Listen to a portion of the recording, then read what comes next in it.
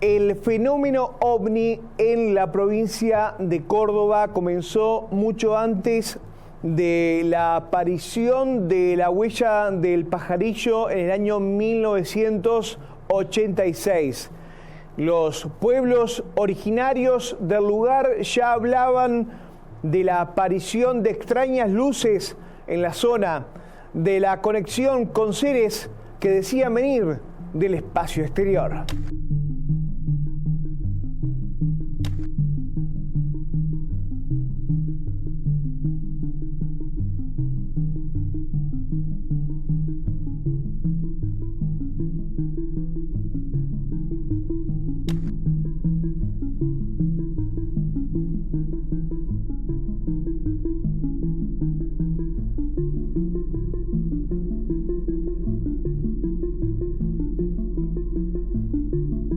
La presencia de objetos voladores no identificados en la zona viene desde siempre. Los pueblos originarios del lugar dejaban grabado en piedra lo que veían, y lo que veían era seres con extrañas escafandras en sus cabezas, naves, portales dimensionales, y la historia es esta.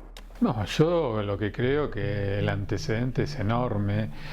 No sé específicamente los años, pero hay varios puntos en el que el fenómeno se ha manifestado y no solo se ha visto, sino que ha dejado huellas, por así decirlo, y un punto que por supuesto hoy está en disputa entre que lo que se ve puede ser determinada cosa u otra, es Cerro Colorado.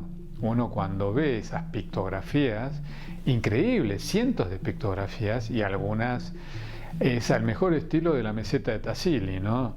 Uno no puede dejar de identificar naves o seres que no son humanos. Esto es increíble. Y bueno, esa presencia en este lugar se suma a un grupo humano, un grupo originario, que son los comechingones. Tengamos en cuenta que en toda América los originarios eran lampiños. ¿Qué significa? Que no se afeitaban para salir en una foto, sino que no tenían barba. No había forma de que se le crecieran las barbas. Bueno, los comechingones tenían barba, eran barbados. El Cerro Uritorco es un lugar definitivamente muy importante, pero no solo por los avistamientos de objetos voladores no identificados. Al menos ya de la década de los años 60 del siglo pasado, estos objetos, luces, todo tipo de fenómenos aeroanómalos se han venido reportando en las sierras chicas de Punilla, en el Cerro Las Gemelas, el Overo, el Uritorco, que es el punto más alto, que araña los 2000 metros de altura.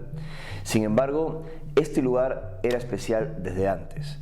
Al menos si le hacemos caso a la tradición oral, supuestamente los nativos de la zona, los Enia Camiare, los mal llamados comechingones, habrían reflejado en su cultura una serie de luces que tenían contacto con ellos. Tal vez sea simbólico, sea ritual, sea espiritual, como parece comprenderse en los pictogramas de Cerro Colorado, aquí en Córdoba. Sin embargo, algunas sospechas ufológicas creen que los nativos de estas sierras ya habían entrado en contacto con estas luces que se mueven en el cielo, lo cual para mí no es ningún disparate. En mi país, en el Perú, hay muchas tradiciones orales en donde comunidades nativas afirmaban haber tenido contacto con luces que descendían de las estrellas o que surgían de las huacas, de los lugares sagrados en las montañas, en los Andes. He encontrado aquí muchos puntos, demasiados elementos conexos con esas leyendas. Así que el Uritorco, definitivamente, como diríamos en mi país, es una huaca, un lugar sagrado, un espacio de contacto con otras realidades.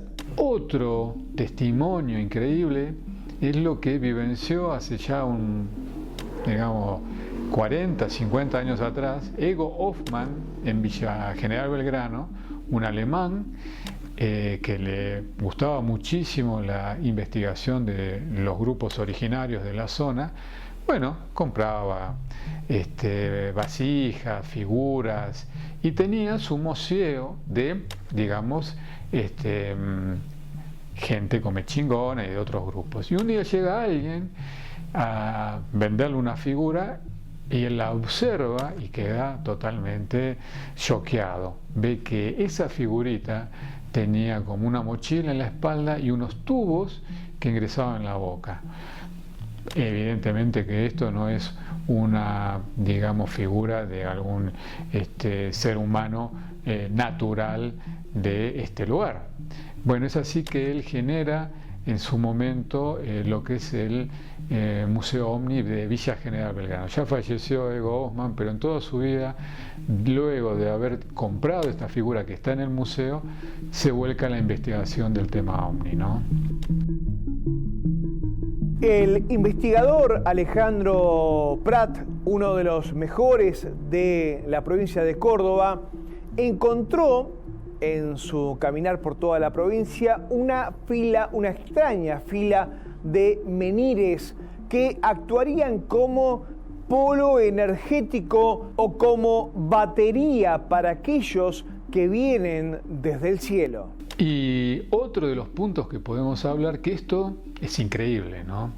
La arqueología cordobesa y argentina, cuando no entiende, comprende determinadas cosas, trata de olvidarlas, ¿no? También sabemos que en el mundo pasa esto, ¿no? Vamos a dar un pequeño dato. Hay algunas fotos que hoy se están dando a conocer de gente que estaba metida en la cabeza de la esfinge. Luego se vieron que hay una tapa metálica en la cabeza de la esfinge y en el lomo de la esfinge. De aquí en adelante hay mucho para hablar, pero lo vamos a dejar para otro momento, ¿no? Lo que sí podemos decir que supimos de que había cientos de menires, son como unos pilares, como una especie de obeliscos chiquitos, en un punto X, digamos, de altas cumbres. Bueno, nos llamó la atención, preguntábamos a arqueólogos autóctonos de la zona, no sabían nada en absoluto, no tenían ni la idea de esta existencia. Investigamos, buscamos por todos los puntos que podían haber alguna pista de su existencia y llegamos. No lo podíamos creer. Cientos de menires haciendo una especie de cuadrado en altas cumbres, norte, sur, este y oeste. Lo que tengamos en cuenta es que los comechingones o ese grupo que generó esto no tenía brújulas. Bueno, llegamos a la zona, no lo podíamos creer, cientos de menires. Tengamos en cuenta que en principio hay que cortarlo. Para cortarlo, piedra durísima, tenés que tener un elemento metálico. Los originarios no conocían los metales, y menos el hierro y el acero, que es un componente que hay que trabajarlo. El cobre, el bronce es una mezcla de metales, cobre con zinc. Bueno, no existía esa posibilidad hace 1000 o 2000 años atrás. ¿Cómo cortaron esos menires? Luego, tengamos en cuenta que los caballos, las vacas, los bueyes fueron traídos por los españoles. Esos menires pesan, calculamos, alrededor de 500, 600 kilos. Intentamos levantar uno que estaba acostado porque estaba apoyado sobre un poco de barro y se acostó con quién sabe cuántos años. Entre 4 apenas lo pudimos levantar, apenas. O sea, enderezar, no levantar, me corrijo, enderezarlo, no levantarlo. Imaginemos esto, hacer una hilera de cientos de menires, ponerlos arriba de una llama, ¿con qué objetivo gastar tanta energía? ¿Cuál es el sentido de hacer todo este gran trabajo? Bueno, quedó esta duda, se lo comentamos un amigo, Claudio Calistro, y nos dio una posible clave. Esto es un generador de energía.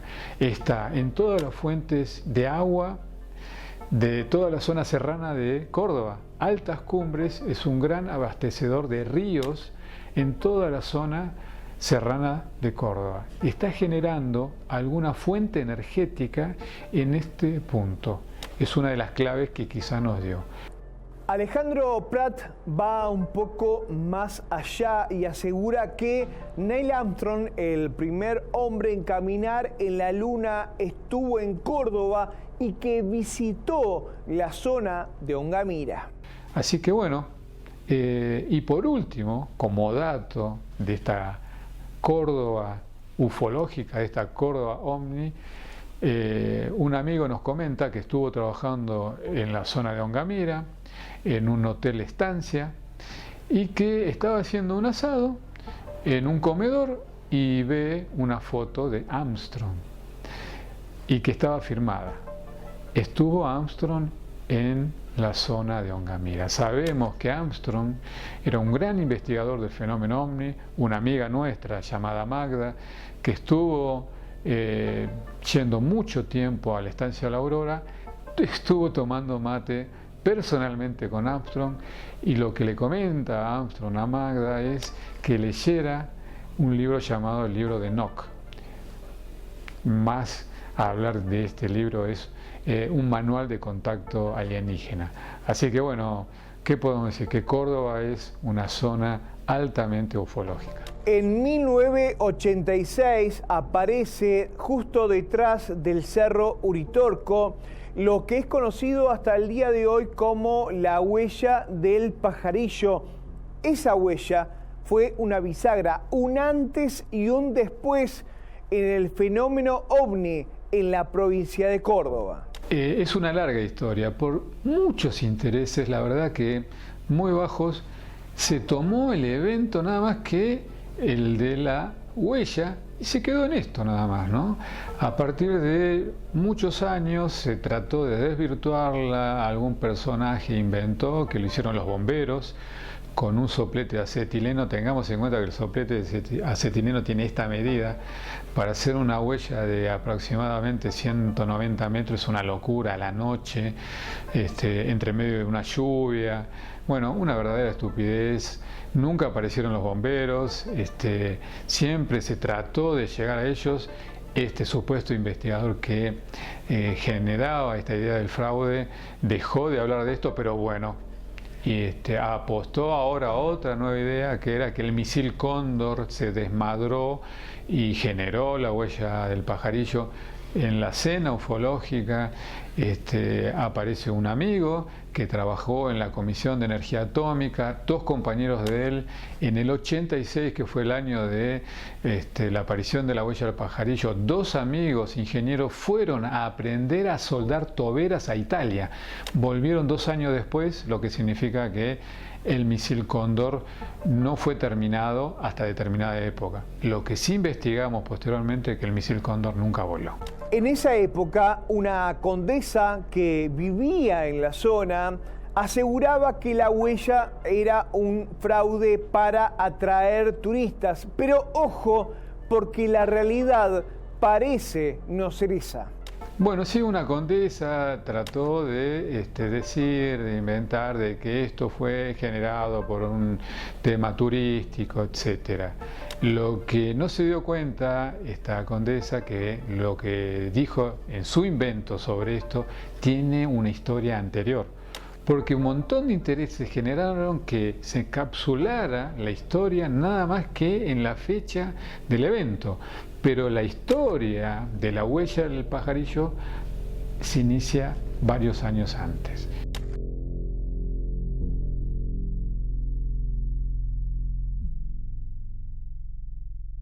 Unos años antes de todo esto, Cristo Ángel Acoglanis conoce a Guillermo Alfredo Terrera. Ambos van al Cerro Uritorco para ver si pueden dar con una ciudad intraterrena que existiría en otros planos llamada Erx. En realidad esto se inicia con un encuentro de Acoglanis y Terrera. Acoglanis estaba muy interesado sobre el bastón de mando, manda a su amigo, mano derecha, Rubén Antonio, para que haga puente y se conozcan entre Acoglanis y Terrera. Es así que se encuentran en un restaurante en Martínez y están horas hablando, y en un momento dado Acoglanis le dice que hay un sacerdote tibetano llamado Saruma que quiere tener contacto con el bastón de mando. Terrera dice, bueno, no hay ningún problema. Esto está escrito en un libro y está narrado por Terrera. En un momento determinado está en su casa, escucha que tocan el timbre, él tiene maestranza, pero siente una pulsión de abrir la puerta, Terrera, y ve un personaje de aspecto hindú, muy pulcro, alto, con candado, y que pregunta, vengo a ver al maestro Terera. Y Terera, al escuchar esta pronunciación, dice que le provoca una risa. Dice, soy yo. Dice, maestro Terera, vengo a ver y estar en contacto con el bastón de manto. Es ahí que se inicia toda una historia entre este personaje, Saruma, de aspecto hindú, en encuentros que tienen en los terrones. El tema del año yo calculo que fue aproximadamente en el 85-84, 2 años antes del fenómeno de la huella. Entonces surge esto de tener encuentros en los terrones.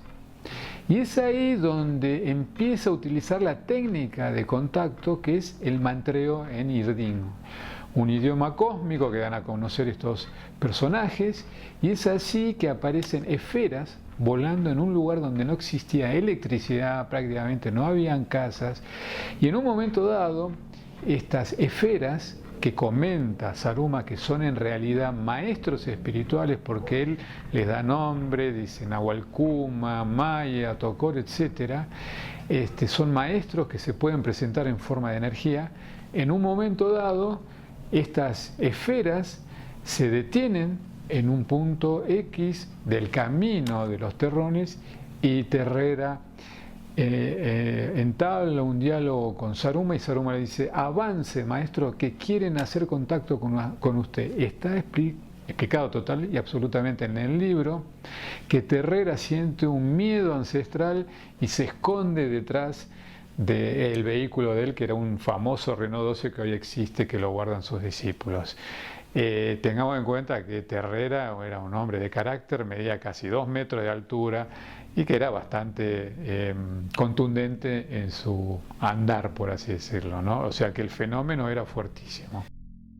El profesor Guillermo Alfredo Terrera fue uno de los creadores de lo que se llamó la Operación ERX, un grupo de personas que llegaron desde la ciudad de Buenos Aires con el fin de encontrar a pico y pala la ciudad intraterrena de ERX.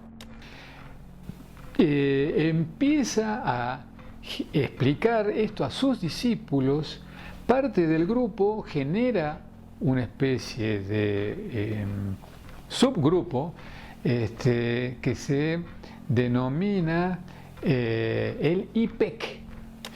Está integrado por la cabeza en su momento, Luía Saba, que era un seudónimo, Dante Frank y Fernández, que no me acuerdo hoy, es un personaje muy conocido en el ambiente, y surge la idea de ir a buscar la entrada a ERX con pico y pala, porque todavía no se sabía a qué nivel existía esta ciudad intraterrena.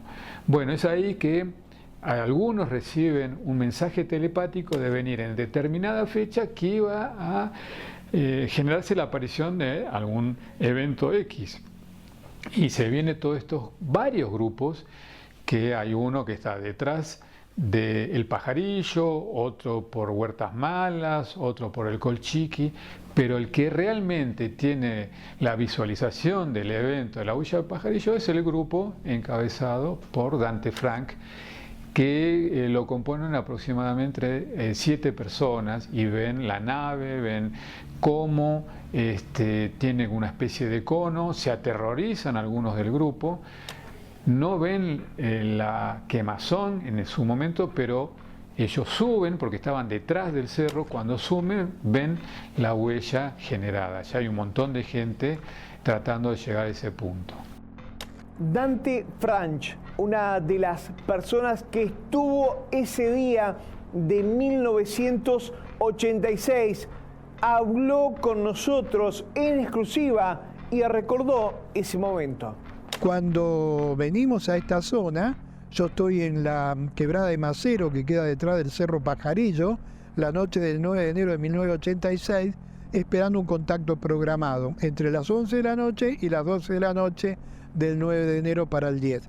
Cuando a las 23:30 aproximadamente, una nave viene de Quebrada de Luna, de la zona de Ongamira, pasa por la quebrada, llega hasta lo que sería el segundo vado.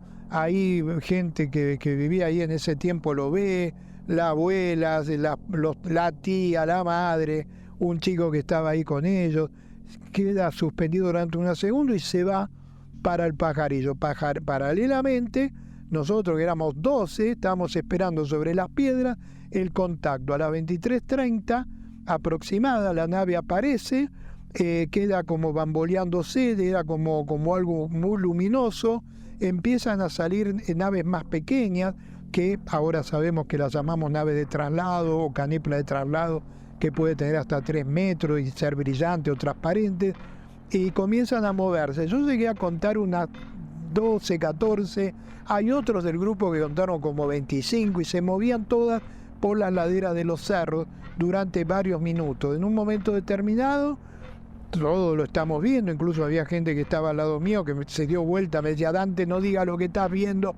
Algunos tuvieron miedo, y eso se queda, y de pronto todas estas luces pequeñas empiezan a meterse en la más grande. Una, antes de meterse, se acerca más, mucho, hacia donde estábamos, y se veía algo redondo y brillante, y enseguida vuelve hacia atrás, hace la curva y se mete en la más grande. La más grande va detrás del cerro y se ve un resplandor. Cuando aparece ese resplandor, yo siento en mi cabeza: el hombre debe ver para creer. Acá tienen la prueba, difúndanla. Yo creí que la prueba era lo que habíamos visto, pero resulta que con ese resplandor, en 2 segundos que duró, 3 segundos que duró el resplandor, porque no fue un flash, viste, apaga y se prende, no, duró unos segundos, 2 segundos, 3 segundos, deja la famosa huella del Cerro Pajarillo. Los testigos principales de todo, una familia. Por un lado, una abuela, Esperanza, doña Esperanza Gómez. Por el otro lado, su nieto, Gabriel. Y ellos, en ese año, contaron esto. ¿Qué pasó? Que sentíamos un ruido nada más. Sentíamos el ruido, lo levantamos a ver qué era. Cuando lo fuimos a la pieza mía, estaba toda iluminada, pero nosotros no vimos, yo no vi más que el diluvio. ¿Por dónde pasó la luz? Entonces estaba la casa llena de luz. Yo no quería ni mirarla, la luz. Señora, lento. Señora, ¿qué sucedió con el árbol? Es que el árbol se deshojó todo. Se deshojó. Y en tiempo de verano quedó sin una hoja. Toda se cayó al suelo. ¿Hacía ruido la nave? Claro, como le digo que hace ruido, un ruido bárbaro. Hace ruido como si fuese un avión.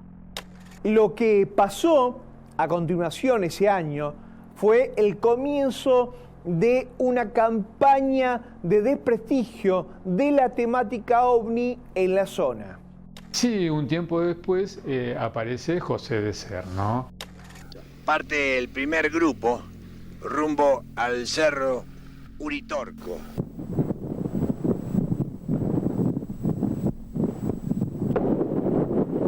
Todo lo misterioso que tiene este cerro lo tiene de maravillosamente natural. Grupo Sur, Grupo Sur. Sí, José, acá estamos atentos. Pichi, Tengo problemas para escucharlo, a ver si me... Pichi. Pichi. A ver si me está tomando bien, Yo perdóname que te corte, te tomo perfectamente bien, Pichi, estamos más o menos, creo yo, te estoy explicando, no sé cómo es, dame tu ubicación, nosotros estamos viviendo por el norte. Bueno, nosotros ya estamos en la cima. Hay quienes dicen que este lugar, esta olla, es el centro de atracción de los objetos voladores no identificados. Estamos descendiendo a las profundidades. Cuidado.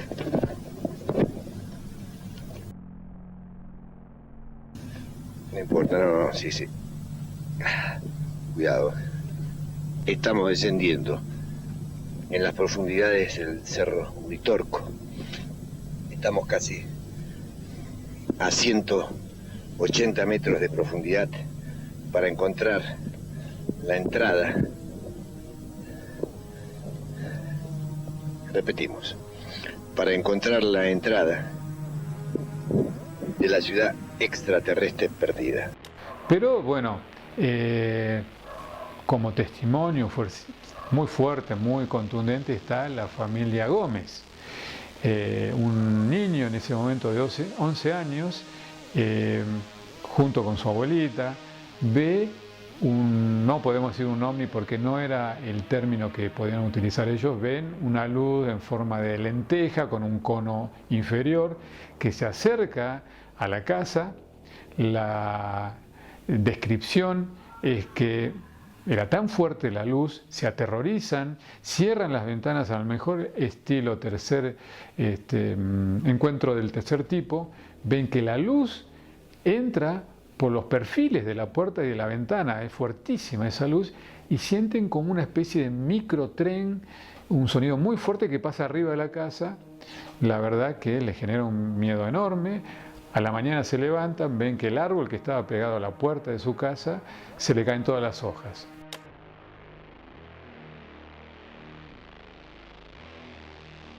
Bueno, después empieza la gran campaña de desprestigio. Y a este niño que tuvo todo este evento, realmente vienen muchos periodistas, lo entrevistan de España, viene Susana Jiménez a verlo. Bueno, es una movida muy grande. Pero bueno, hay una gran movida para tratar de desprestigiar este fenómeno. Lo que sí vemos, cuando nosotros vinimos a vivir acá en el 2010, nos enteramos de esto, no lo podíamos creer, que sea un fraude. Bueno, quedó la duda, apareció el tema del misil Cóndor, que no fue real, fue una mentira, los bomberos nunca aparecieron, y apareció otra, digamos, especie de trabajo de un pseudo investigador diciendo que fue una centella, ¿no? Ahora, lo que sí podemos decir que sí, puede ser que una centella sea una esfera, pero el fuego no respeta una forma ovoide. No existe que un fuego respete una forma ovoide, por más que sea una centella. Hemos hecho una prueba de quemar un círculo y que después desparramos el fuego, ¿no? En un jardín lo hicimos. O sea que esta teoría es otra nueva mentira. Lo que sí podemos decir es que ante todas estas manipulaciones dijimos, bueno, hay que volver a hablar con el niño, este jovencito que hacía 30 años que nadie fue a investigar nuevamente. Hicimos todo un trabajo de investigación nuevamente, logramos verlo, corroboró todos los datos. Y es muy importante entender que no le importa el tema. Es más, medio como que le complicó la vida, porque fue demasiado fuerte que gente que viniera de varios lugares del mundo lo entrevistara siendo un nene de 11 años, ¿no? Hoy es evangelista, trabaja en el servicio penitenciario y corroboró total y absolutamente todos los hechos. Muchas personas hasta el día de hoy aseguran haber tenido contacto con los seres que provienen de esta ciudad de Erx, que estaría debajo del Cerro Uritorco. Uno de los casos más conocidos y más queridos ahí en Capilla del Monte es el de una mujer. Los amigos le dicen María de Erx y su historia es fascinante. Bueno, nosotros tuvimos la suerte de conocer a María, hoy le decíamos María de Erx, que ha subido al Uritorco hace también como 20 años atrás, más de 20 años atrás, por esta historia del supuesto o la posibilidad de ver ovnis, luces, y cuando estaba subiendo, por malos cálculos, llegaron al anochecer. Lo que le llamó la atención a ella, que alguien los alumbraba para llegar a lo que se llama la Pampita, ¿no? Cuando llegan, no encontraron nadie que los alumbrara, pero ven que hay un fogón y ella con su compañero se sientan en ese fogón y ven a una chica con unos ojos celestes impresionantes, ¿no? Muy fuertes, una belleza increíble, que tenía como un tul en la cabeza y que ella describía, nuestra amiga María, como que tenía un movimiento, ¿no? Y bueno, la choqueó, le pegó muy fuerte todo lo que estaba viendo con esta chica, pero a un par de metros había un señor mayor, con una barba, pelo blanco, y ella siente una pulsión de ir a hablar con él. Bueno, va sola, habla con él y cuando llega muy cerca ve que tiene unos ojos celestes impresionantes, pero que aparte esos ojos le alumbra la órbita, o sea que le alumbra todos los párpados y todo es como un foco que tiene en la cara. Y empieza un diálogo entre ellos dos. Ella interroga si existen estas naves, él empieza a describir cómo son las naves, que son reales, que están bajo un plan de ayuda planetario, y todo un diálogo muy profundo que tiene con este ser. En un momento determinado dice que si quiere verlas a estas naves, que suba a un punto que está cercano a donde estaban hablando, donde hay un árbol, y que ahí va a ver estas naves. Bueno, sube con su amigo y en un momento dado ve, podría decirse, cientos de naves, cientos. Dice ella que no lo podía creer. Y el amigo tampoco lo podía creer, pero ella se dio cuenta que estaba atravesando el amigo con una especie de miedo, un caos interno, y ella siente como que ese hombre le habla mentalmente y que le dicen que si él no logra calmarse, se van a retirar. Entonces ella le habla, él dice, respira profundo, no te pongas mal. Bueno, ahí se calma y sigue todo este juego de naves, etcétera, pero en un momento se desmadra y desaparece. Bueno, esta es una de las historias de María, y también hay otros testimonios de sanadores que han visto seres de aspecto rubio, de gran altura, que después han hecho trabajos humanitarios en la zona.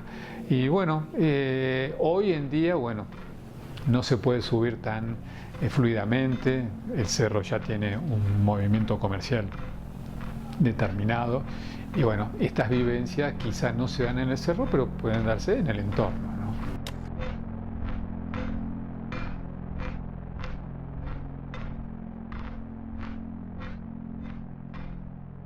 Bueno, Coglani, siendo un sanador que tiene una técnica muy especial, él manipulaba la columna vertebral, y realmente no es que era un huesero, sino que curaba todo. Hay testimonios de cantidad de gente que ha tenido esta intervención y ha sanado enfermedades muy, muy complejas, ¿no? Pero por sobre todo era un místico. Escucha los eventos de la estancia La Aurora, que en realidad son tan fuertes que hasta la NASA establece una oficina en la zona. Y bueno, es ahí que él trata de investigar un poco y hace contacto con el dueño de la estancia, que es Ángel Tona. Entablan un diálogo muy profundo y Ángel Tona le dice que hay que abrir un centro energético en Córdoba, y que si Acoglanis toma el compromiso de abrir este centro energético espiritual, va a ser apoyado por una entidad llamada Saruma, que si él toma este compromiso, bueno, va a tener todo el apoyo de esta entidad y de otros grupos espirituales. Es así que él viene acá y en principio va por lo que se llama el Valle del Silencio y establece como punto de la existencia de Dergs los terrones, ¿no? Lo que podemos decir que fue en su momento el único que tenía la capacidad de manifestar, porque es la palabra, ¿no? Donde nada más, donde se encuentra un valle, una quebrada, donde hay árboles, piedras, ríos, él lograba, diciendo un mantra determinado y mover el brazo, manifestar Ergs. Aparecía como una especie de neblina que contorneaba ciudades, edificios, personas, y lo que se puede denominar el templo de Éfera, que es el objetivo de esta ciudad, que es emitir una energía iniciática, una energía llamada Onosone, que es la que trata de elevar la conciencia de la gente, ¿no?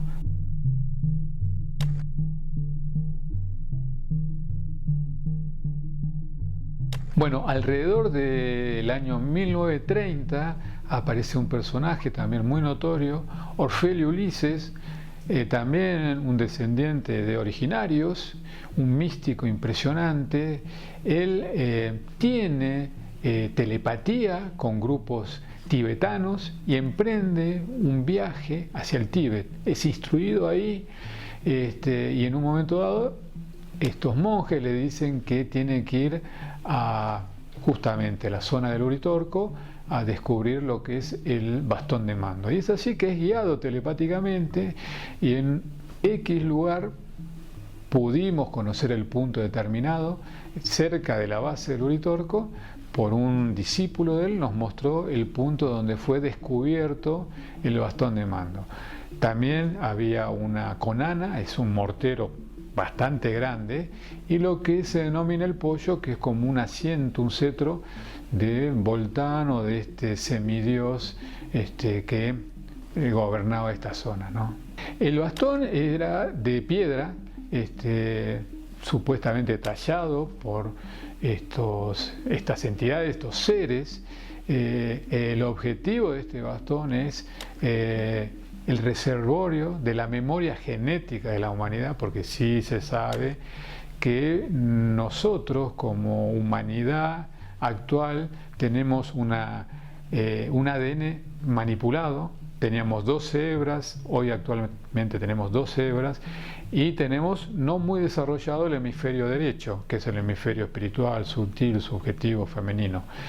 Bueno, el trabajo de esta revolución acuariana, podríamos decir, junto con lo que significaba la existencia del bastón de mando, era tratar de desarrollar una evolución en este ser humano para que, como comentamos anteriormente, nos generara esta posibilidad de autodestrucción nuevamente, como pasó en el pasado con la Atlántida y la Lemuria, ¿no?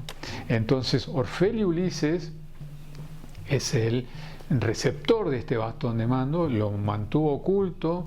Él genera una escuela iniciática donde ingresa Terrera, y él toma el compromiso de no darlo a conocer después de una cantidad de años determinados, que cumple, y ya después lo hace masivo hacia todos los grupos para entender esta posibilidad de elevación espiritual.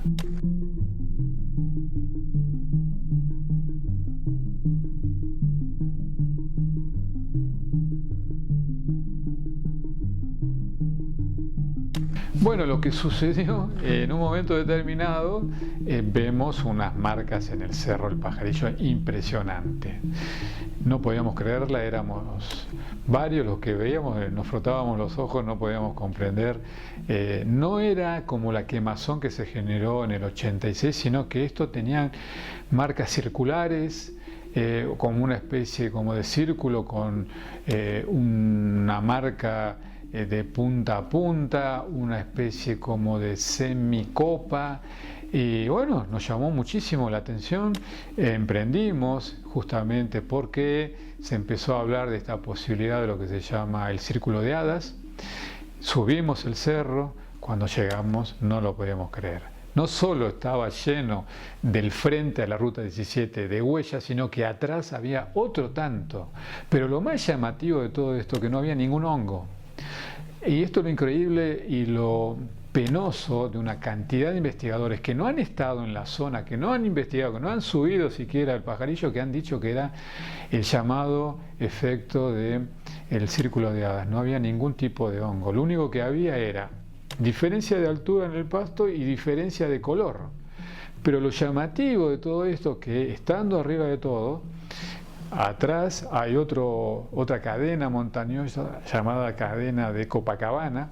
Enfrente están los Terrones y el Uritorco, y atrás está el Colchiqui. Ninguno tiene ninguna huella, ninguna marca de ningún tipo. El único cerro que tiene todas las huellas y las marcas es el Pajarillo. Más datos es imposible. Comento. Un día emprendemos justamente una caminata para llegar en la zona de la antigua huella. En otro momento determinado, volvimos, bajamos, llegamos a la casa de un amigo, tomamos un té, comimos la torta, hacía mucho frío, pero a alguien se le ocurre mantrear.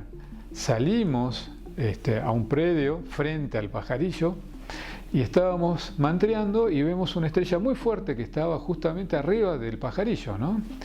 Y bueno, uno se quedaba mirando mientras cantaban y mientras mantreábamos, y en un momento determinado esa estrella se metió adentro del pajarillo. O sea, más datos imposible.